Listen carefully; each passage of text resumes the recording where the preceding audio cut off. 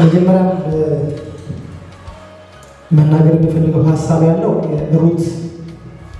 የሩት መጽሐፍ ላይ ያለውን ታሪክ መናገር እፈልጋለሁ። እንግዲህ ይሄ ኢየሱስ ክርስቶስ የመስቀሉ ስራ ለኛ ያስገኘልን ነገር ምንድን ነው ካልን በስተመጨረሻ መልሶ ስለምናገኘው ደግሞ ክፍል ውስጥ ያለውን ሀሳብ ስለምንነጋገር በክርስቶስ መስቀል ያገኘነው ወይም ደግሞ እኛ የተዋጀንበት ወይም ደግሞ የተቤዠን ራሱ እግዚአብሔር እንደሆነ ይሄ ደግሞ የተቤዠንበት መንገድ ደግሞ የእግዚአብሔር አሰራር እንደሆነ እግዚአብሔር ዘላለማዊ ዕቅዱ እንደሆነ መጽሐፍ ቅዱስ ይናገራል። መጽሐፈ ሩት ላይ ያለ አንድ ታሪክ አለ። ይሄ ታሪክ የሚናገረው ስለ አንድ ቤተሰብ ነው። ይሄ አቢሜሌክ የሚባል ቤተሰብ አለ። ከዛ ሚስቱ ኑኃሚን አለች። ሁለት ልጆቹን ይዘው በእስራኤል ላይ በነበረ ረሃብ መሰረት ወይም ደግሞ ምክንያት ስፍራቸውን ለቀው ወደ ሞዓብ ምድር እንደተሰደዱ መጽሐፍ ቅዱስ ይናገራል። እንግዲህ እነዚህ ሰዎች በስደት ውስጥ ወይም ደግሞ ወደ ሞዓብ ከወረዱ በኋላ ግን የሆነው ነገር በዚህ ቤተሰብ ውስጥ የሆነው ነገር ምንድን ነው? ኑኃሚን ብቻ እስክትቀር ድረስ ባሏ አቢሜሌክን እስኪሞት ሁለት ልጆቿም ደግሞ እንደሞቱ መጽሐፍ ቅዱስ ይናገራል። እንግዲህ ለምንድን ነው ይሄ የሆነው ከተባለ እግዚአብሔር አደራረጉ አሰራሩ ድንቅ ነው። እግዚአብሔር በእነሱ በዛ ላይ የሚሰራው ነገር እንዳለ ከታሪክ ውስጥ ትመለከታላችሁ። እና ይህ በሆነበት ሰዓት ላይ ኑኃሚን ብቻዋን ቀርታለች። ግን ሁለት የልጆቿ ሚስት ሩትና ኦርፋን ከእሷ ጋር ሆነው አንድ ቤት ውስጥ ይኖሩ ነበር።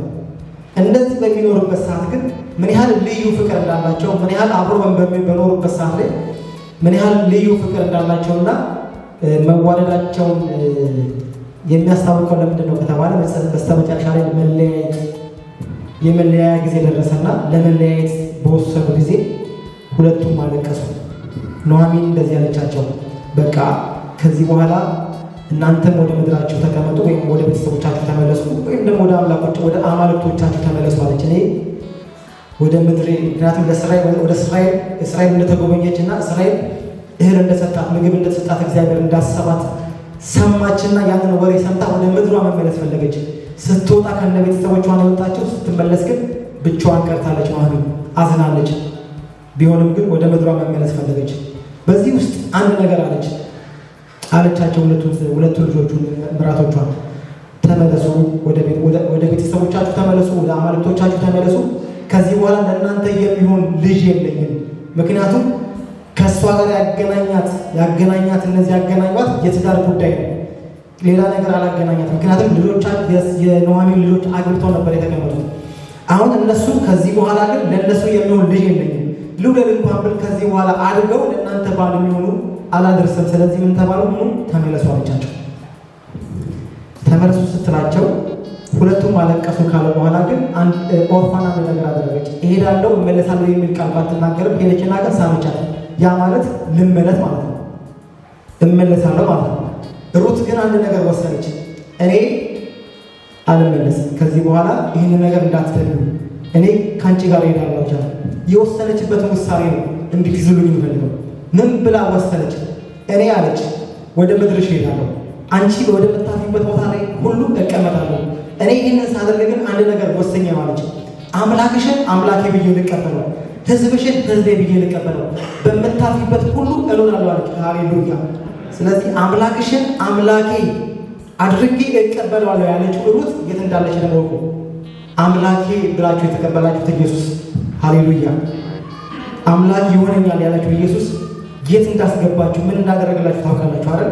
ኢየሱስ ጌታ ነው። አሜን። አምላክሽን አምላኬ ብዬ ይቀበላለሁ ብላ የሄደችው ሩት አልመለስም ብላ ኦርፋን ብትመለስም የሚያስመልስ ነው። ምክንያቱም የኑኃሚን ንግግር እኮ የሚያስመልስ ነገር ነው። ኑኃሚን ጋር በቃ ተስፋ እንዲቆርጡ ነው ያደረገችው። ከዚህ በኋላ ከኔ የሚሆን ለትዳር የሚሆን ልጆች የሉኝም ማለት ነው። ይህ ተስፋ ያስቆርጣል። እኔ ግን አልመለስም አለች ሩት። የምትሄጂበት ሁሉ እሄዳለሁ፣ ሕዝብሽ ሕዝቤ፣ አምላክሽ አምላኬ ይሆናል አለች። ሃሌሉያ! ኢየሱስ ይባረክ። እኛ ኢየሱስ ክርስቶስን አምላካችን ይሆናል ብለን ስንቀበለው ምን እንዳደረገን ታውቃላችሁ? ሰማይን ያስገባል፣ ከአብ ጋር ያስታርቀን፣ ወራሽን ያደረገን፣ ልጆችን ያደረገን። ሃሌሉያ! ሩት ኑኃሚንን ተከትላ ወደ እስራኤል ምድር ተመለሰች።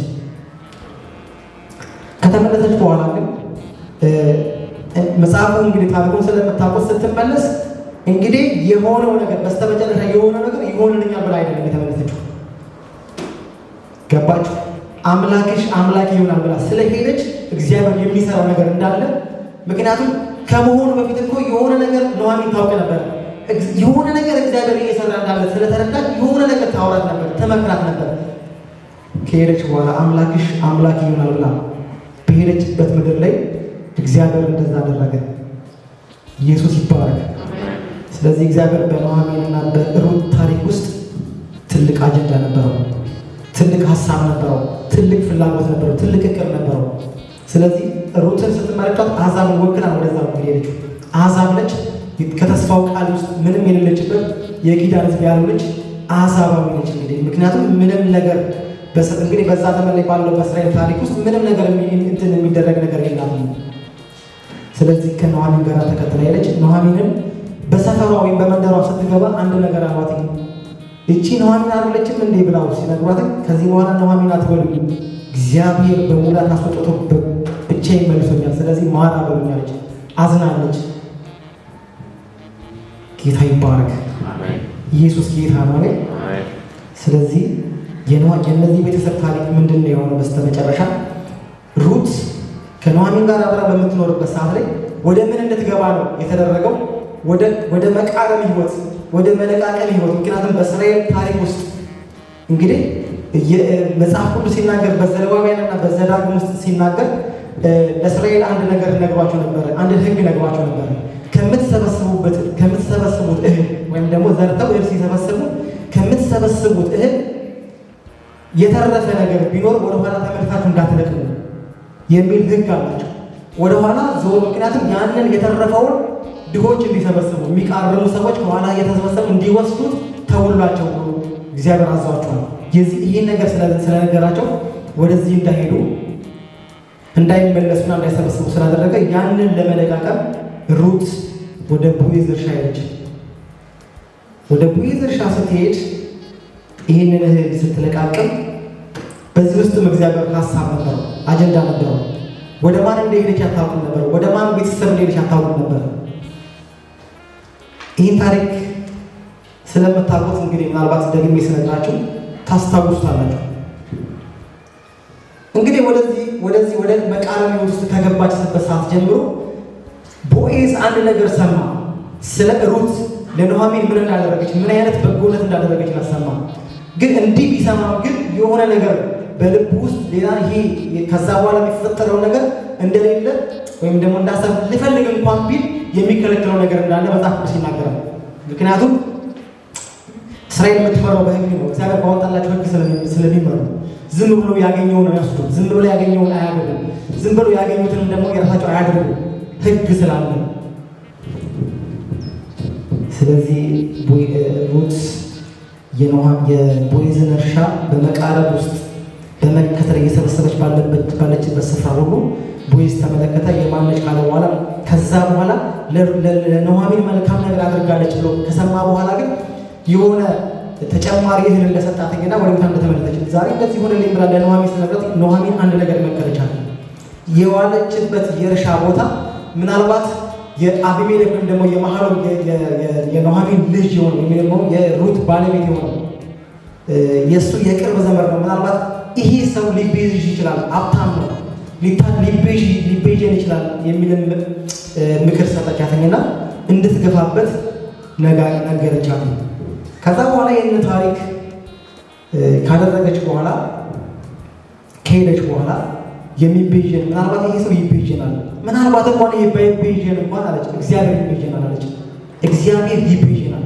ምናልባት እንኳን ቦዔዝ ባይቤዥ፣ ቦዔዝ ይህንን ሀሳብ ተቀብሎ ምናልባት ከአንቺ ጋር ባይቀጥል ወይም ደግሞ የእርሻውን ቦታ ባይወስድ፣ የንብረቱን ሀብቱን ባይወስድ እንኳን ይህንን የሚወስድ አቅም ቢኖረው እንኳን አልፈልግም ቢል እንኳን እግዚአብሔር አለ፣ እግዚአብሔር ይቤዥናል አለች።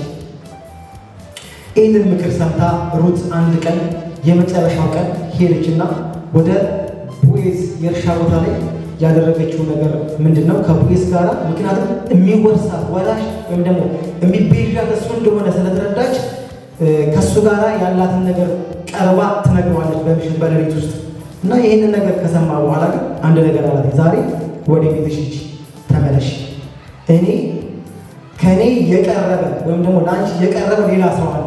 ስለዚህ ያ ሰው ነው አንቺ ሊቤዥ የሚችለው። መጀመሪያ ከእሱ ጋር ላውራ ልጨርስ፣ አንቺ ወደ ቤት ሂጂ፣ እኔ ነገር አለ። ሃሌሉያ። ስለዚህ ይሄ ታሪክ ስለምንድን ነው? ስለ መቤዠት ነው የሚናገረው። ሩት ሞዓባዊት ነች፣ አሕዛብ ነች። በእስራኤል ታሪክ ውስጥ ምንም ነገር ድርሻ የሌላት ልጅ ነበረች። ግን እዚህ ውስጥ እግዚአብሔር ሀሳብ ነበረው፣ እቅድ ነበረው። ከዛ በኋላ በነጋታው 10 ሽማግሌዎችን ሰበሰበ ቦዔዝ። ይሄ ለሩትም ወይም ደግሞ ለአቢሜሌክ ወይም ደግሞ ለመሃሉም የቀረበውን ዘመን ጠራው። ይሄ የእርሻ ቦታ አለ፣ ይሄ ቦታ አለ፣ ትወርሳለህ ብሎ ንብረቱን ሀብቱን ሁሉ ሲነግረው ምንድን ነው ያለው? አዎ እወርሳለሁ አለ። ከዛ በኋላ ግን እወርሳለሁ ካለ በኋላ ግን ሩትንም ጨምሮ መውሰድ እንዳለበት ሲነገረው ግን እምቢ አለ። ከዛ በኋላ እምቢ ሲል ያው በእስራኤል ሕግ መሰረት ምንድን ነው ማድረግ ያለበት? ሽማግሌዎች ተሰብስበዋል። እምቢ ሲል ጫማውን ያወልቃል። ስለዚህ ለእሱ የነበረውን ድርሻ አሳልፎ ለማን ይሰጣል? ለቦዔዝ ይሰጣል። ቦዔዝ ለሩት የሚገባትን ነገር ይከፍልና የራሱ ያደርጋታል። ለምን? ባለጸጋ ስለሆነ ስላለው መክፈል ስለቻለ ስለፈለገ። ደግሞ መክፈል ብቻ ሳይሆን ፈቃደኝነት ሁሉ ያስፈልጋል፣ ይጠበቃል። ፈቃደኛ መሆን አለበት ያንን ነገር ለማድረግ። ከዛ በኋላ መጽሐፈ ሩት የሚባል ነገር እንዲጻፍ ከዛ ከቦዔዝ ልጅ ተወለደ። የተወለደው ልጅ የዳዊት አማች ሆኖ አያት ሆኖ ኢዮቤድን ወለደች። በክርስቶስ የዘር ግንድ ውስጥ አስገባት እንደተጻፈ መጽሐፉ ሲጻፍ እነ ቦዔዝ እያሉ እነ ኑኃሚን እያሉ መጽሐፈ ሩት ተብሎ ተጻፈ። ኢየሱስ ጌታ ነው። አሜን። ይህ የመቤዠት ታሪክ ለምንድን ነው የነገርኳችሁ ካላችሁ እንግዲህ እኛ በክርስቶስ የተቤዠ ወይም ደግሞ ክርስቶስ የወሰደ መቤዠት ወይም ደግሞ መዋጀት የሚለው ሀሳብ ፍቹ ምንድን ነው ከተባለ ተወስዶ የነበረው ወደ ራስ ማስመለስ የራስ ማድረግ ነው። ስለዚህ መጀመሪያ በእግዚአብሔር ሀሳብ ውስጥ የነበረውን ሀሳብ ወይም ደግሞ እግዚአብሔር የፈለገው ነገር የራሱ የነበረው ነገር የተወሰደውን ነገር በክርስቶስ ማስመለስ ፈለገ። ሃሌሉያ። ስለዚህ እኛን እግዚአብሔር በምንድን የተዋጀ ወይም የተቤዠ ወይም ደግሞ የዋጀን ከተባለ በመስቀሉ ስራ ነው። ስለዚህ አንዱ ስለ ሁሉ የሞተ ኢየሱስ አለ። ስለዚህ እኛን ለመቤዠት እኛን ለመታደግ አንድ ነገር ላከ። ምክንያቱም እዛ ጋራ ቦዔዝን የሚበልጥ ሰው ነበር። ከቦዔዝ የተሻለ የሚቀርብ ሰው ነበር እኛን ለመታደግ የተላከ። ምክንያቱም ሩት የግድ ለመቤዠት የግድ ወደ እስራኤል መሄድ ነበረባት። የግድ ወደ ቦዔዝ እርሻ መሄድ ነበረባት። ኢየሱስ እኛን ለመቤዠት ግን እሱ ወደ ከሰማይ ወርታች ወረደ፣ ወደ እኛ መጣ፣ ወደ መንደራችን መጣ። ሃሌሉያ። ወደዛ መዋላለን። ሃሌሉያ። ኢየሱስ ጌታ ነው። እሱ ወረደ። ሃሌሉያ። መለኮት ከሰማይ ወረደ እኛን ለመታደግ እኛን ለማዳን። ሃሌሉያ። ኢየሱስ ይባላል። ጳውሎስ ለቆሮንቶስ ወይም ደግሞ ለአሕዛብ ቤተክርስቲያን ሲጽፍላቸው አንድ ነገር ይናገራል። ምንድን ነው የሚለው? ምክንያቱም የተስፋው ኪዳን ወይም ደግሞ የኪዳኑ የእስራኤል ወይም የሕጉ ወይም ደግሞ የብሉይ ኪዳን ታሪክ እነሱ ጋር ስለሌለ ለቆሮንቶስ ወይም ደግሞ ለአሕዛብ ቤተክርስቲያን የሚሰጣቸው ነገር ምንድን ነው? የሚነግራቸው ነገር በእነሱ ዙሪያ ባሉት ምሳሌ እየነገረ የሚነግራቸው እንጂ በእስራኤል ታሪክ ወይም ደግሞ በአባቶቻቸው ታሪክ እንትን እያለ አይነግራቸው አይሰብክላቸውም። ከሚሰብክላቸው አንዱ ነገር ምንድን ነው ከተባለ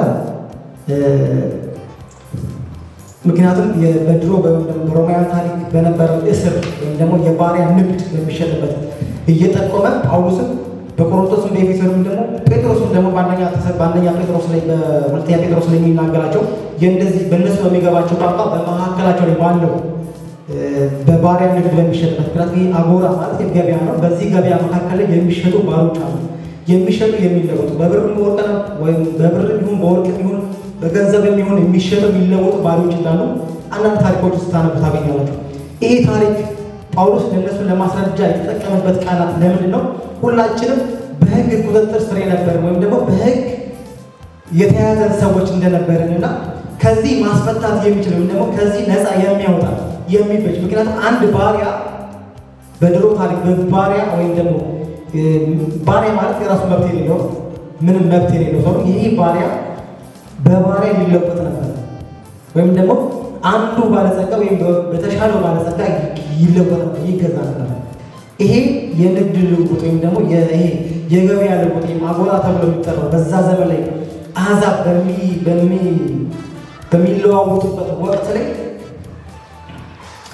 ሁሉ ማለት አሕዛብ የሆነ ምድር ላይ ያለ ፍጥረት ሁሉ የዘላለምን ሕይወት የሚያገኝበትን መንገድ ወይም ደግሞ በክርስቶስ ያለውን ነገር እንዳላገኝና ሁሉም ከእግዚአብሔር ሀሳብ እንደወጣ ከእግዚአብሔር እቅድ እንደወጣና በሞት ስር ላይ እንደሆነ ሁላችንም ሕጉ ባሪያ አድርጎ ሕጉ እስረኛ አድርጎ ምክንያቱም የዚህ ዓለም ገዢ ሁሉን ባሪያ አድርጎ አስቀምጦ ነበር።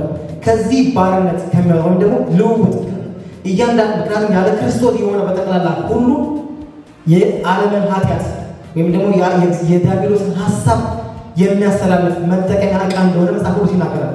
ሁላችን ምክንያቱም የጌታ የሆነ ብቻ ነው የጌታ ነገር የሚያሳልፈው። የጌታ ያልሆነ ደግሞ የዚህ ዓለም ገዢ የሆነው የዲያብሎስን ሀሳብ ነው የሚያስፈጽም። በባርነት የተያዙት ወይም ደግሞ በይህንን የንግድ ልውውጥ አንድ ባሪያ የታሰረ ባሪያ በባሪያ ሲለዋወጥ ወይም ደግሞ ሲተካካ ሲሸጥ በገንዘብ በወርቅ የሚሆን በማንኛውም ነገር የሚሻሻጡበትን ቦታ ጳውሎስ ሲናገር እስረኛ በዚህ መካከል ላይ ወይም ደግሞ በገበያው መካከል ላይ ኢየሱስ ክርስቶስ ወረደ። ኢየሱስ ክርስቶስ መጣ ያለንበት ስፍራ ውስጥ። ምክንያቱም እስረኞች ነበርን፣ ባሪዎች ነበርን፣ በሕግ ቁጥጥር ስር ነበርን። ስለዚህ ወደዚህ መጣና መቤዠት ፈለገ። ኢየሱስ ማዳን ፈለገ፣ መታደግ ፈለገ። ስለዚህ እዛ ገበያ ውስጥ ሲገባ የሰውን ልጅ ወይም ደግሞ የወደቀውን ሕዝብ ለማዳን የተጠቀመበት ነገር በወርቅና በብር ሳይሆን ራሱን አሳልፎ በመስጠት ነው። በመስቀል ራሱን በመስጠት እኔ እገዛለሁ፣ እወስዳለሁ። ሃሌሉያ! ኢየሱስ ክርስቶስ ወረደ። ወዴት ነው የወረደው? ወደ ተጣለ መጽሐፍ ቅዱስ ሲናገር በፊልጵስዩስ ምዕራፍ 2 ላይ ሲናገር እርሱ በእግዚአብሔር መልክ መተካከልን እንደመቀማት ሳይቆጥር ወደ ወደቀ ወይም ደግሞ ወረደ፣ ወደዚህ ምድር ወዳለንበት ስፍራ ወረደ። ለምንድን ነው የወረደው? ለመታደግ። ለምንድን ነው የወረደው? እኛን ለማዳን። ለምንድን ነው ወደዚህ የመጣው? እኛን ከዘላለም ሞት ወይም ደግሞ እስራት ለማስወጣት የሚገባውን ክፍያ ለመክፈል ነው። ስለዚህ በአንደኛ ጴጥሮስ ላይ ሲናገር መጽሐፍ ቅዱስ ሲናገር እንዲህ ይላል። አንደኛ ጴጥሮስ በክርስቶስ ደም ተዋጃችሁ ታውቃላችሁ። ስለዚህ በብርና በወርቅ አይደለም፣ ምክንያቱም በመጻተኛ በሆኑት እናንተ የተገዛችሁት በወርቅና በብርና በወርቅ አይደለም፣ ሕያውና ቅዱስ በሆነ በክርስቶስ ደም እንደተዋጃችሁ አታውቁምን? ታውቃላችሁ ያለ መጽሐፍ ቅዱስ ይናገራል። ይሄ አንደኛ ጴጥሮስ ምዕራፍ 2:25 ላይ እንደ በጎች ተቆጠርበት ነበር፣ አሁን ግን ወደ ነፍሳችን እረኛና ጠባቂ ተመልሳችኋል። ስለዚህ ምንድን ነበርን እኛ ከተባለ ተቅበዝባዦች ነበርን። ኤፌሶን ምዕራፍ 2 ላይ እንደሚናገር እኛ ደግሞ ሙታን ነበርን። በእያንዳንዱ ሁሉ ነገር ላይ ወደዚህ ነገር ላይ ምክንያቱም የሚመጥን ወይም ደግሞ ለዚህ ለመቤዠት የሚመጥ የሆነ የሚያስጠራ ነው በቂ የሆነ ነገር እንደሌለ መጽሐፍ ቅዱስ ይናገራል። ሁላችንም እናውቃለን። ምንም ቦዔዝ ሩትን ሲቤዣት ከሩት ምንም ነገር መልካም ነገር ወይም ደግሞ ከእሷ የሚጠቀመው ነገር እንዳለ ምክንያቱም አንድ አሕዛብ ነች፣ ሲቀጥል ደግሞ ድሃ ነች፣ የምትቃረብ ልጅ ነች። ከእሷ ህይወት ምን አለ የምትጠቀማል? ምክንያቱም ይሄ የሚያመላክተው የእኛን የወረደ ህይወት ነው፣ የእኛን ሙታንነት ነው፣ የእኛን ምንም በቃ የማንጠቀም እንደሆነ ነው። ስለዚህ እነዚህን ሰዎች አድናለሁ ብሎ የወረደ የናዝሬቱ ኢየሱስ ከእኛ የሚጠብቀው ነገር ባይሆንም እንኳን እሱ መታደግና ማዳን ፈለገ። ስለዚህ ወደዚህ ወረደ። ይሄ ባሪያን እንድንሸጥበት ወይም ደግሞ ወድቀንበት በህግ ቁጥጥር ስር የነበር ነው ለመታደግ ኢየሱስ በወረደበት ስፍራ ላይ ጳውሎስ እንግዲህ በቆሮንቶስ ሆነ በኤፌሶን በሚናገርበት ክፍል ውስጥ የሚጠቀምበት ዋና ሀሳብ ወይም ደግሞ ሮሜን የሚናገረው ሀሳብ ህግ ይከስ የነበረው ፍርድ ኩነኔ በነበረበት ስፍራ ላይ ከዚህ ኩነኔ ወይም ደግሞ ከህግ ባርነት ነፃ አድርጎ የሚያወጣ አንድ ስራ በክርስቶስ እንደተሰራ ይነግራቸዋል። ይህንን ስራ ኢየሱስ ሲመጣ ግን ሌሎች ተወዳድረው ወይም ደግሞ የተሻለ ሰው መጥቶ በተሻለ ነገር እንዳይገዛው አደረገና ክፍያችንን ሰማይ አደረገው። ክፍያችንን ወደ ሰማይ አደረገው፣ ሞት አደረገው፣ ደም አደረገው። ስለዚህ የተከፈለው ክፍያ ዝም ብሎ በወርቅና ብር አይደለም። የተከፈለው ክፍያ ሞት ነው። እሱም የናዝሬቱ ኢየሱስ ነው። ኢየሱስ ይባረካል። ስለዚህ ማንም በምድር ላይ ይህንን ሊከፍል የሚችል ማንም የለም ነበር። ማንም ይሄ ከዚህ ከኃጢአት ባርነት ሊታደገን የሚቤዥን ማንም የለም ነበር። ስለዚህ ኢየሱስ ከሰማይ ወረደ። ስለዚህ ይህንን እከፍላለሁ ብሎ ጣልቃ ገባ። ይሄ ለባሪያ የሆነውን ነገር አመጣና በመጨረሻ ላይ የምነግራችሁ ነገር አለ። ዋጋ ከፍሎ ያደረገን ምንድን ያደረገን የሚለውን ሀሳብ አንድ ነገር ግን እንድትይዙልኝ ይፈልጋሉ። ኢየሱስ የገባበት ስፍራ ላይ የወረድንበት የወደቅንበት ስፍራ ነው። ከዛ ማንሳት የፈለገበት ሀሳብ ደግሞ ምንድነው? መስቀል ነው። መስቀሉ ያገኘንበት ትሩፋት ደግሞ መቤዠት ነው። ኢየሱስ ተቤዥቶናል። ኢየሱስ ተቤዥቶናል። ኢየሱስ በቃ በቂ የሆነ መልስ አግኝቷል። በክርስቶስ ኢየሱስ ተክሷል። እግዚአብሔር ተክሷል። ሃሌሉያ! እግዚአብሔር በክርስቶስ ተክሷል። በቀደመው አዳም የገባው ሞት በኋለኛው አዳም ሕይወት መጥቷል። ኢየሱስ ጌታ ነው። አሜን፣ ሃሌሉያ። ስለዚህ ከዚህ ገበያ ስንሸጥበት የነበር ሲጨበጨብ የነበረው የዚህ ዓለም ሀሳብ ስናስተናግድ በነበረበት ገበያ ላይ መጣና ከገበያው አስወጣን። ሃሌሉያ! ከገበያው አስወጣን። ጌታ ይባረክ።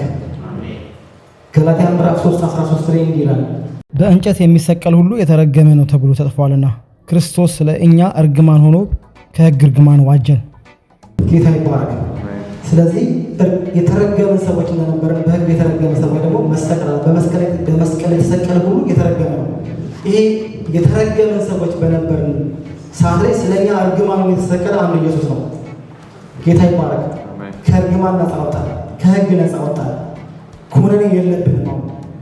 አንዳንድ ጊዜ በመጀመሪያው አዳም ኃጢአተኛ ነን ብለን ለመናገር ቀለል አድርገን ነው የምናገረው፣ ግን በክርስቶስ ጸድቀናል የሚለውን ሀሳብ ለመናገር እንሸማቀቃለን። ብዙዎቻችን በቃ ጸድቅ ያለው ስንል ልክ በእኛ ስራ የተገኘ ጽድቅ አድርገን እንዳንቆጥረው። ጽድቁ የተገኘበት ዋና ነገር ከኢየሱስ ነው። የእኛ ስራ የሌለበት ጽድቅ በክርስቶስ ተከፍለናል። መጽሐፍ ሲናገር ነገር ዓለምን ለእኔ የተሰቀለበት እንደዚህ ነው፣ እኛ በእርሱ ሆነን የእግዚአብሔር ጽድቅ እንሆን ዘንድ ኃጢአት ያላወቀውን እርሱን ስለ እኛ ኃጢአት አደረገ። ስለዚህ እኛ በእርሱ ሆነን የእግዚአብሔር ጽድቅ የምንሆንበት በክርስቶስ ሆነን ያገኘነው ጽድቅ ነው። ሌላ በእኛ የሆነ ነገር ምንም ጽድቅ የለንም። ኢየሱስ ጌታ ነው። ስለዚህ እግዚአብሔር በክርስቶስ እኛን ዋጀን። መጀመሪያ የሱ ነበርን፣ ከዛ በኋላ ተላልፎ በወደቀው አዳም መሰረት ተጥሎ የነበረው ማንነት በክርስቶስ ዳግመኛ አነሳ፣ ዳግመኛ ዕድል ሰጠን። ስለዚህ ሁላችን ለሞት የተቀጠረ ማንነታችንን አንዱ ክርስቶስ ተገለጠና ስለ ሁላችን ሞት። ጳውሎስ ሲናገር እኔ ከክርስቶስ ጋር ተሰቅያለሁ። ስለዚህ ምክንያቱም ክርስቶስ ሲሰቀል ጳውሎስ የለም ነበር፣ ግን ለእኔ የተሰቀለው ክርስቶስ ነው። እኔ በሱ ሆኜ ተሰቅያለሁ። ከዚህ በኋላ ለዓለም ለማንም እስካልሆን ድረስ ዓለም ለእኔ የተሰቀለችበት እኔም ከዓለም የተሰቀልኩበት ነገር ሁሉ ከእኔ ይራቅ። ሃሌሉያ! ጳውሎስ እንደዚህ አለ።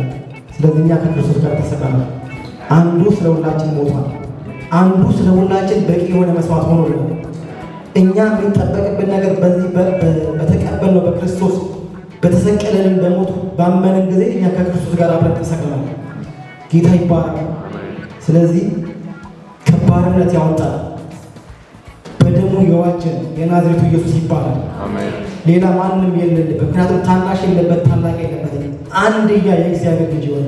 ምክንያቱም ተኪ የሌለው ማንም የሌለው የገዛን እንኳን በብርና በወርቅ አይደለም፣ በክርስቶስ ደም ሕያው በሆነ ንጹሕ በሆነ በክርስቶስ ደም ተዋጅተናል፣ ተገዝተናል። ሃሌሉያ! አድራሻችንን ቀይሯል፣ ከገበያ መካከል አስወጥቶናል። ዛሬ ወደኋላ አንመለስም። የገላትያ ሰዎች ተመልሰው አገኛቸውና ጳውሎስ እንደዚህ አላቸው፣ እናንተ የማታስተውሉ የገላትያ ሰዎች ሆይ በክርስቶስ የሆነውን ደህንነት ተቀብላችሁ ነበር፣ አሁን ግን ወደኋላ እንድትመለሱ አዚም ያደረገባችሁ ማን ነው አላቸው። ሃሌሉያ! ወደኋላ ማንመለስም፣ ያለንበት ስፍራ ሰማይ ስለሆነ ነው። ሃሌሉያ! ጌታ ይባረክ። ስለዚህ አስተውለን ነው ደህንነታችንን የምንጠብቀው። ደህንነታችን የተቤዠንበት የታደገን የናዝሬቱ ኢየሱስ ነው። በክርስቶስ ከተቤዠን በኋላ ከታደገን በኋላ የሆነው ነገር ያገኘው ነገር ምንድን ነው ከተባለ ዋጋ ከፍሎ ምን ያደረገ ነገር ምንድን ነው? ካህናት ቅዱስ ሕዝብ ያደረገ ደስ አይል? ክርስቶስ በክርስቶስ ቤዛ ከሆነ ክርስቶስ ቤዛ ሆኖ እኛም ከተቤዠን በኋላ ከታደገን በኋላ ነፃ ካወጣን በኋላ ያደረገን ቅዱስ ሕዝብ አደረገን። ለርስቱ የተለየ ከአብ ጋር አስታረቀን። ለእኛ የነበረውን ሞት ሞተልን። በሞቱ ደግሞ ሕይወትን አገኘ። ይህ ሕይወት በክርስቶስ ተገኘ። ብቸኛ የሆነው የአብ ልጅ ብቸኛ የሆነው የናዝሬቱ ኢየሱስ ጣልቃ ገባ። እርሱ ወደዚህ ምድር ወረደ፣ ወደኛ ወረደ። ይሄ ደህንነት ነው ከአብ ጋር የታረቅንበት በመስቀሉ ስራ በመስቀሉ ያገኘነው በዋናነት የተዋጀንበት መንገድ ወይም ደግሞ የተለየ ወደ ራሱ ሀሳብ ያስገባበት መንገድ ስርየት ነው። እሱም ደግሞ የደም ስርየት ነው። በክርስቶስ ደም ተዋጀን፣ በክርስቶስ መስቀል ተዋጀን። የራሱ አደረገን። ተወስደን ነበረ። ምክንያቱም በመጀመሪያው በወደቀው አዳም ተወስደን ነበረ፣ ጠፍተን ነበረ። በክርስቶስ የዘላለምነት አገኘን። ይሄ መስቀል ያስገኘልን ነገር ቢሆን ቅዱስ ሕዝብ አደረገን። ለርስቱ የተለየ ብቻውን በመስቀል የተሰቀለና ይህንን የዘላለም ሕይወት አገኘን። ዛሬ አንድ ነገር ልንገራቸው። ምናልባት የምታውቁት ነው ሀሳብ ደህንነታችን በምን እንደተገኘ የተቤዠንበት የታደገን ወይም ደግሞ የተለየንበት ከባርነት ያወጣን ነፃ አድርጎ ዛሬ እንደ ወራሽ ወይም ደግሞ በክርስቶስ ጋር እንደሚነግስ ሰው ራሳችንን እንቆጥራለን። ክርስቶስ ጋር አብራችሁ ተነግሳላችሁ ያለሳለ ከክርስቶስ ጋር የምንነግስበት ጊዜ ቅርብ ነው። የመስቀሉ ስለ ያደረገው ነገር ይህንን አሰላስሉ፣ ይህንን አስቡት። እንደው የእውነት የምላችሁ ሰሞኑን በዚህ ቃል ላይ አስብ ነበረ። ሩት ወደ እስራኤል ሄደች እና ያንን ያደረገላት ነገር በእግዚአብሔር መስዋዕት ያደረገውን ነገር ታውቁታላችሁ። ኢየሱስ ከሰማይ ወረደና ግን ምክንያቱም ይህንን ደህንነት ለማድረግ ወይም ደግሞ ይህንን የዘላለምን ሕይወት ለማምጣት የግድ ሰው መሆን ነበረበት። ወደ ወደቅንበት ስፍራ መምጣት ነበረበት። ደግሞ ባለጸጋ መሆን ነበረበት። ይህን ነገር ለማድረግ ኢየሱስ ባለጸጋ ነው። ኢየሱስ ባለጸጋ ነው። ግን የእሱ ባለጸግነት ወርቅና ብር አይደለም። የእሱ ባለጸግነት ቅድስና ነው። ከቅድስናው ደግሞ ተካፍለናል። ወርቅና ብር አይደለም። ሃሌሉያ! የተለየ ነው። ማንም ጋር የሌለ ማንም መቶ ይህንን ግዢ ላይ ማንም ሰው ላይደራደርበት፣ ማንም ሰው በዚህ ድርድር ውስጥ ላይገባ፣ በዚህ ግዢ ውስጥ እጁን ላያስገባ በደም አደረገው። ሃሌሉያ! ደግሞ በንጹህ ደም ምንም ኃጢአት በሌለበት በንጹህ ደም አደረገው። ሃሌሉያ! ይህን ኢየሱስን ይወደዋል። ሕዝብ ያደረገን ቅዱስ ሕዝብ ያደረገን ከሱ ውጭ የለም። ስለዚህ ሉቃስ ወንጌል ምዕራፍ 2 ላይ ስምዖን የተባለና ሐና የሚባሉ የእግዚአብሔርን በመንፈስ የሚመሩ ቅዱስ ወይም ደግሞ ጻድቅ እንደሆኑ እነዚህ ሰዎች ይናገራል። እነዚህ ሰዎች አንድ ምክንያቱም ኢየሱስ ክርስቶስ ከመወለዱ በፊት የነበረው ዘመን የጨለማው ዘመን ወይም ደግሞ የዝምታ ዘመን እግዚአብሔር ለእስራኤል የሚናገርበት ነገር ሁሉ አቁሞ 400 የጨለማ ዓመት እንደሆነ መጽሐፍ ቅዱስ ይናገራል። በዚህ ዘመን ውስጥ ግን ከዚህ እንደዚህ አይነት ሰዎች ደግሞ እንዳሉ ደግሞ መጽሐፍ ቅዱስ ይናገራል። እነዚህ ሰዎች ምንድን ነው የሚጠባበቁት? አንድ የሚወለድ አለ፣ አንድ የሚመጣ መሲህ አለ፣ አንድ እስራኤልን የሚሆን አሕዛብን የሚታደግ አንድ መሲህ አለ ብለው የሚጠባበቁ ነበሩ። እነዚህ ሰዎች በመንፈስ ነው የተመሩት። ሐና በቤተ መቅደስ ውስጥ ሁል ጊዜ የምትጸልይ የምትተጋ ሴት ነች። ስምዖን ደግሞ በቤቱ ሆኖ በእያንዳንዱ ቦታ ሁሉ ከመሞቴ በፊት ማየት ያለብኝ ጉዳይ አለ ብሎ ከመሞቴ በፊት ሕይወቴ ከኔ ከመወሰዷ በፊት የማየው ጉዳይ አለኝ ብሎ በእምነት አምኖ የሚጠብቅ በእግዚአብሔር የተናገረው የተስፋ ቃል የሚጠባበቅ ሰው ነበረ። በዚህ ውስጥ የተወለደው ኢየሱስ ወደ ምድር የመጣው ኢየሱስ በ8ኛው ቀን ልክ እንደ እስራኤል በሕግ መሰረት ወደ ቤተ መቅደስ ይዘው ሲሄዱ እሱም ደግሞ በመንፈስ ተመርቶ ወደ ቤተ መቅደስ ሄደ። ላየው እፈልጋለሁ ያለው የጠበቀለትን ዘመኑን ሁሉ የተቀደሰለትን ዘመኑን ሁሉ ሃሌሉያ በዘመኑ ሁሉ የሚናፍቀውን ነገር ለማየት ሄደ። ይሄ የናዝሬቱ ኢየሱስ ሳይሰቀል እንደተሰቀለ አድርጎ ያመነ ሰው ሳይሞት እንደሞተ ከባድ ነው። ከዛ በፊት የነበረ እኮ ምንም ነገር የጨለማ ዘመን ነው የሚመጣው። ሁሉ የፈለገውን ነገር የሚያደርጉበት ሁሉ እንደፈለገ የሚሄድበት ዘመን ላይ አንድ ግን እግዚአብሔርን በተስፋ የሚጠባበቅ የእስራኤልን መጽናናት ለአሕዛብ መዳን ደህንነትን የሚያመጣ አንድ መሲህ ይመጣል ብሎ በመንፈስ ሆኖ የሚጠባበቅ ራሱን ዘመኑን ሁሉ ለጌታ ለእግዚአብሔር የሰጠ ሃሌሉያ። ከዛ ተቀበለው፣ አቀበው መጽሐፍ ቅዱስ ከያዘው በኋላ ዛሬ አይኖቼ ተመለከቱ እግዚአብሔር ለሕዝብ ሁሉ የሚሆን መድኃኒት ቃሉን እናነበው። ሉቃስ ወንጌል ምዕራፍ 2 ከ22 ጀምሮ ነው። እንደ ሙሴ የመንጻትን ወራት በተፈጸመ ጊዜ በጌታ ሕግ የእናቱን ማኅፀን የሚከፍት ወንድ ሁሉ ለጌታ የተቀደሰ ይባላል ተብሎ እንደተጻፈ በጌታ ፊት ሊያቆሙት በጌታ ምክር 2 ዋሊያ ወይም 2 እርግብ ጫጩቶች እንደተባለ መስዋዕት ሊያቀርቡ ወደ ኢየሩሳሌም ወሰዱት። እነሆም በኢየሩሳሌም ስምዖን የሚባል ሰው ነበረ። ይህም ሰው የእስራኤል መጽናናት ይጠባበቅ ነበረ፣ ጻድቅና ትጉህም ነበረ፣ መንፈስ ቅዱስም በእርሱ ላይ ነበረ። በጌታም የተቀባውን ሳያይ ሞትን እንዳያይ በመንፈስ ቅዱስ ተረድቶ ነበረ። በመንፈስም ወደ መቅደስ ወጣ። ወላጆቹም እንደ ሕጉ ልማድ ያደርጉለት ዘንድ ሕፃኑን ኢየሱስን ባስገቡት ጊዜ እርሱም ደግሞ ተቀብሎ አቀፈው፣ እግዚአብሔርን እየባረከ እንዲህ አለ፣ ጌታ ሆይ አሁን እንደ ቃልህ ባሪያህን በሰላም ታሰናብተዋለህ። ዓይኖቼ በሰዎች ሁሉ ፊት ያዘጋጀውን ማዳንህን አይተዋልና፣ ይህም ለአሕዛብ ሁሉ የሚገለጥ ብርሃን ለሕዝብህም ለእስራኤል ክብር ነው አለ። ሃሌሉያ! ኢየሱስ ይባረክ። ዘመኑን ሁሉ የተቀደሰለት ዘመኑን ሁሉ የጠበቀውን ነገር ከተመለከተ በኋላ ከዚህ በኋላ የመኖር ዕድል አልፈልግም፣ አሰናብተኛ ነው። ሃሌሉያ! ይሄ ቀላል እንዳይመስላችሁ ትልቅ ክብር ነው። የተወለደው የናዝሬቱ ኢየሱስን ሳይሞት እንደሞት አድርጎ የሚታደግ መሲህ ነው። ሃሌሉያ!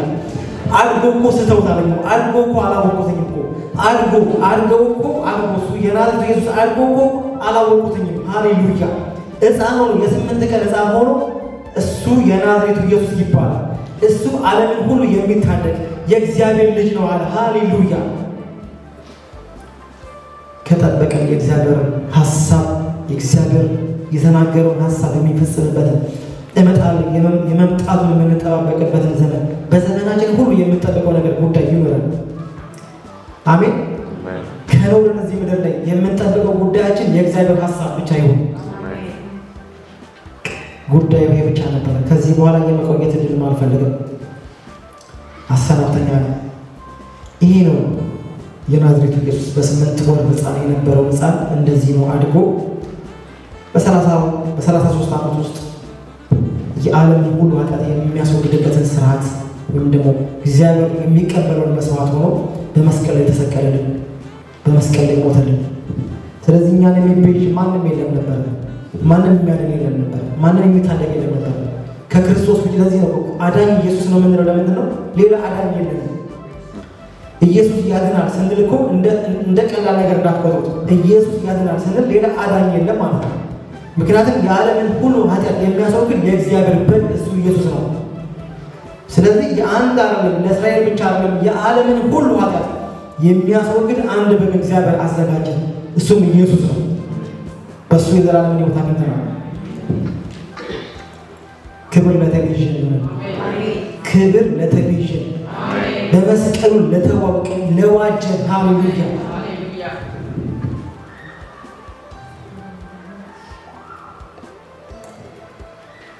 ስለዚህ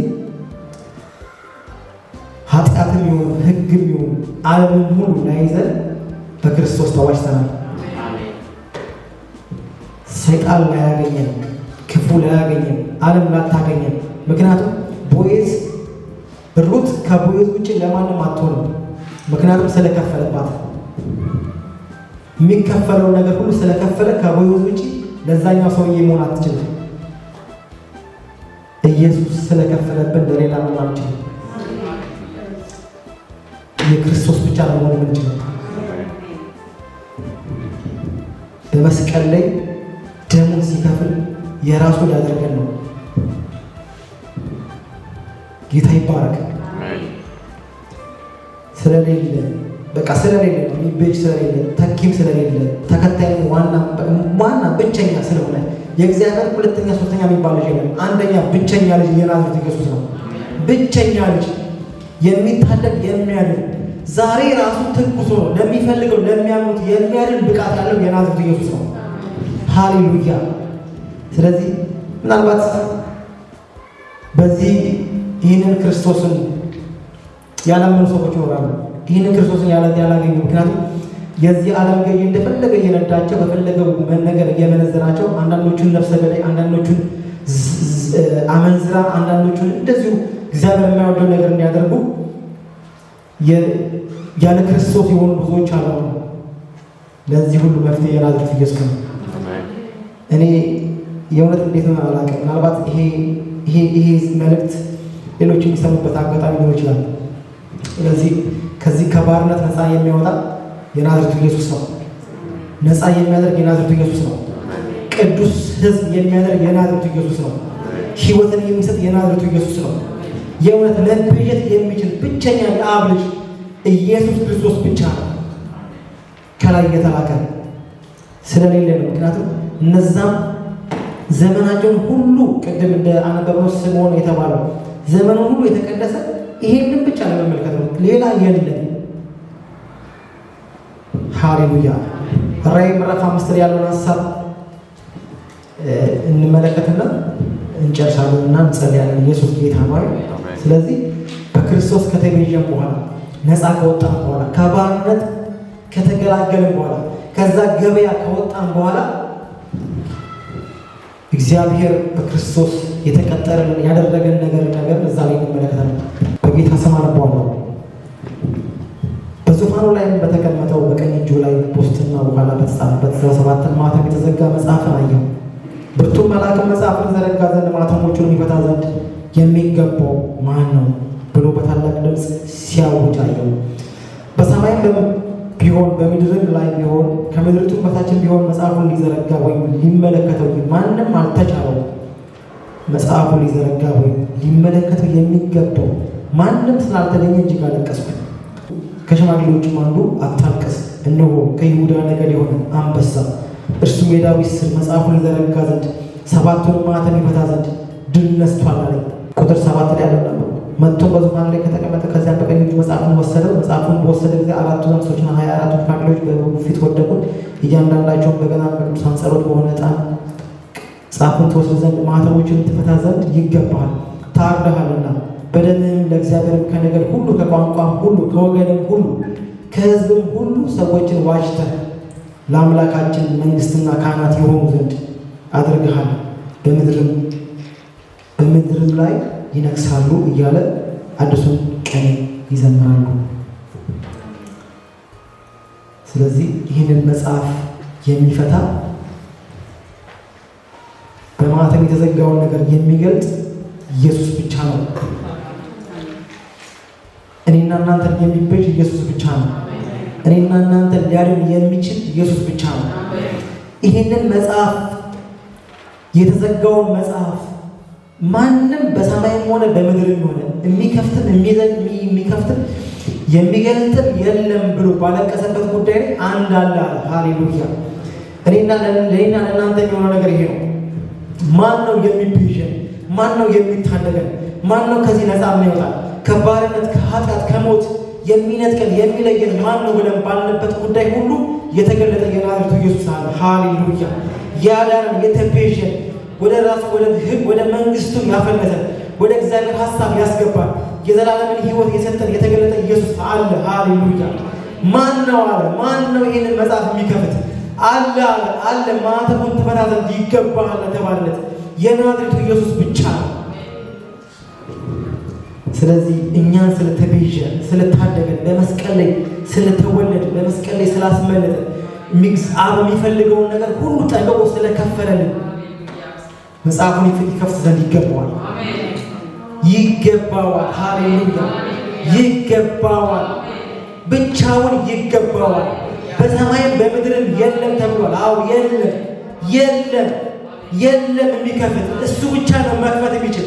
ምክንያቱም ስለተሰዋ፣ ምክንያቱም ስለታረደልን፣ ሃሌሉያ፣ ምክንያቱም ስለተሰቀለ ይገባዋል። ሃሌሉያ። ይገባዋል። ምንም አይነት ጉዳይ ይኑረው ይገባዋል። ማንም አይችልም። አዎ ግን የሚችል አለ። ሃሌሉያ። የሚችል አለ። መክፈት የሚችል መክፈት የተገባው ሃሌሉያ እሱ ኢየሱስ ነው። እኔና እናንተ የተቤዠ የማንም እጅ የሌለበት የማንም እጅ የሌለበት ሃሌሉያ። ብርና ወርቅ አይደለም፣ ደም ነው የተከፈለልን። ሃሌሉያ። ደም ነው የተከፈለው፣ ደም ነው የተከፈለው። መስቀል ላይ ነው የሞተልን። ስለኛ ነው የጣለው፣ ስለኛ ነው የደከመው፣ ስለኛ ነው በመስቀል ላይ ደሙን ያፈሰሰው። ሃሌሉያ! ስለዚህ ይገባዋል። ይህንን መጽሐፍ መክፈት ይገባዋል። ተዘግቷል፣ አዎ፣ ግን የሚከፍት አለ። ተዘግቷል፣ ግን የሚከፍት አለ። እሱም የናዝሬቱ ኢየሱስ ነው። ኢየሱስ ነው። ሃሌሉያ! ሃሌሉያ! የማንም አይደለንም፣ ለገዛን ነው የምንኖረው። ደሙን አፍሶ ለገዛልን እንኖራለን። ሃሌሉያ!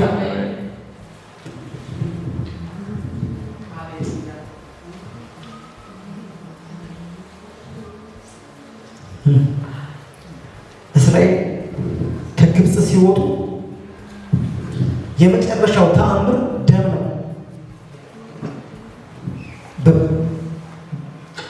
ደሙ ከተቀባ በኋላ ደሙ ከፈሰሰ በኋላ የሆነ ነገር ምንድን ነው? እንዳለ የእስራኤልን በጉር ከገደለ በኋላ ደሙን ያስመለጠው። ሃሌሉያ! ለእኛም የፈሰሰው ደም ከኃጢአት ያወጣል። ከኃጢአት የፈሰሰው ደም ቀላል አይደለም። ሃሌሉያ! ንጹህ ደም፣ ንጹህ ደም ነው የፈሰሰው። በዚህ ደም ነው ያመለጠው። ከግብፅ ይወጡ ዘንድ የፈሰሰው ደም የክርስቶስ ደም፣ እኛ ደግሞ ከኃጢአት ከሞት እናመልጥበት ዘንድ ይሄ ደም ፈሶልናል። ንጹህ ደም ፈሶልናል። ይሄ በመስቀል ላይ የተሰቀለው የናዝሬቱ ኢየሱስ ደም ነው። ሃሌሉያ! እንደ በግ አይደል። ሃሌሉያ! ንጹህ ደም ነው። ኃጢአት ያልሰራ ደም ነው። እኛን የማዳን የማንጻት የሚችል ብቃት ያለው ደም ነው። ሃሌሉያ! ስለዚህ ይገባዋል። መጽሐፉን ይከፍት ዘንድ ይፈታ ዘንድ ማተሙን ይፈታ ዘንድ ይገባዋል። ይገባዋል። ይገባዋል። ሃሌሉያ! እኔ አንድ ነገር እነግራችኋለሁ። ሩት አምላክሽ አምላኬ ይሆናል የተከተለችዋ አምላኳ የት እንዳስገባት አይታችኋል። አምላካችን ይሆናል ብለን የተከተልነው የናዝሬቱ ኢየሱስ የት እንዳስገባት ታውቃላችሁ።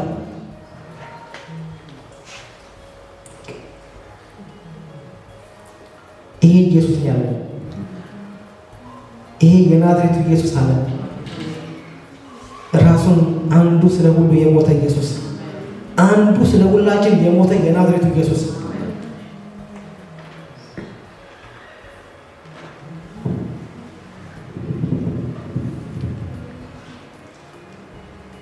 ፈርዖን ልቀቅ፣ ሕዝቤ ያገለግለኝ ዘንድ ልቀቅ የሚልን መልእክት ከእግዚአብሔር ሰምቶ ሙሴ ሲናገረው ማን ነው ልቀቅ የሚለኝ? ማን ነው ልቀቅ የሚለኝ አለ። አንዳንድ ቦታ ላይ እንደውም ፈርዖን አልገባውም ይላል። አልገባውም ሲል ማለት እሱን እንደገና ለማስረዳት እንዲገባው ማድረግ አለ።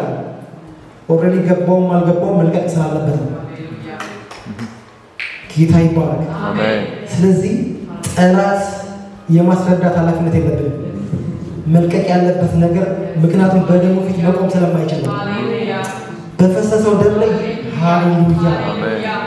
ምክንያቱም የፈሰሰው ደም ፊት የሚቆም ማንነት የለው፣ ስብና የለው። ሃሌሉያ! ሃሌሉያ! ኢየሱስ ጌታ ነው። ንጹህ የክርስቶስ ደም ከኃጢአት ሁሉ ያነጻል። ስለዚህ በመስቀሉ ተዋጅተናል። በመስቀሉ የዘላለም ሕይወት አግኝተናል። ይሄ ኢየሱስ የኔና የእናንተ አምላካችን ነው። አምላካችን ነው ብለን ስንከተለው አያሳፍረንም። ሃሌሉያ! አምላካችን ነው ብለን ስንታመነው አያሳፍረንም። በእውነት ነው፣ በኩራት ነው የምናገረው። ይሄ አምላኬ ነው። ቅድም ስንዘምረው ነበር። አምላኬ ነው ስለው አላፍርበትም፣ አልሸማቀቅበትም። ምክንያቱም እሱ አምላክ ስለሆነ ነው። ሃሌሉያ! ኢየሱስ ይባላል። ስለዚህ ይህንን አምላክ ብላችሁ የተቀበላችሁ አምላክ ይሆነኛል ብላችሁ ያላችሁት ኢየሱስ ቅዱስስ ያደረገን እሱ ነው። ከኃጢአት የዋጀን እሱ ነው። የተቤዠን እሱ ነው። ባለጸጋው ሃሌሉያ! ወርቅና ብር አይደለም ከኪሱ ያፈሰሰው፣ ወርቅና ብር አይደለም ያወጣው። ሃሌሉያ! በደም ገዛን። ሃሌሉያ! በክርስቶስ ደም ተዋጅተናል። በክርስቶስ ደም አምልጠናል። በክርስቶስ ደም ሃሌሉያ መስቀሉ ያገኘልን ስራ ነው። ይሄ ነው በኩራት ነው የምናገረው። እናንተም በኩራት እንደምትናገሩ ታምናለሁ። ይሄ የተሰቀለው የናዝሬቱ ኢየሱስ የማያድነው ነገር የለም፣ የማይታደገው ነገር የለም። ኢየሱስ ጌታ ነው።